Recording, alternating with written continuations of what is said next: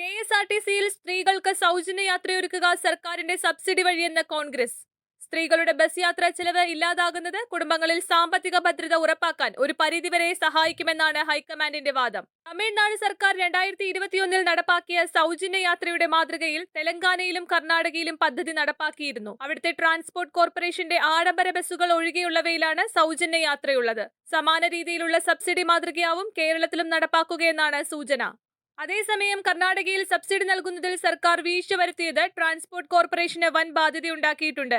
ഇത് കേരളത്തിൽ എളുപ്പമല്ലെന്നും ജനങ്ങളെ കബളിപ്പിക്കാനുള്ള പദ്ധതിയാണിതെന്നുമുള്ള ആരോപണം രാഷ്ട്രീയ എതിരാളികൾ കോൺഗ്രസിനെതിരെ ഉയർത്തും. അധികാരമേറ്റ് ആദ്യ മന്ത്രിസഭാ യോഗത്തിൽ തന്നെ പദ്ധതി പ്രഖ്യാപിക്കുമെന്നായിരിക്കും ഇതിനുള്ള കോൺഗ്രസിന്റെ മറുപടി. KSRTCക്ക് നഷ്ടമുണ്ടാകാതിരിക്കാനുള്ള മാർഗങ്ങൾ കണ്ടുവച്ചിട്ടുണ്ടെന്ന ആത്മവിശ്വാസവും നേതാക്കൾ പങ്കുവയ്ക്കുന്നു. സൗജന്യ യാത്ര ഉൾപ്പെടെ രാഹുൽ ഗാന്ധി പ്രഖ്യാപിച്ച 5 ഗ്യാരണ്ടികൾ ജനങ്ങളിലേക്ക് എത്തിക്കാൻ വീട് കയറിയുള്ള പ്രചരണത്തിന് വരും ദിവസങ്ങളിൽ കോൺഗ്രസ് തുടക്കമിടും. കൂടുതൽ വാർത്തകൾ അറിയാൻ മനോരമ online.com സന്ദർശിക്കുക.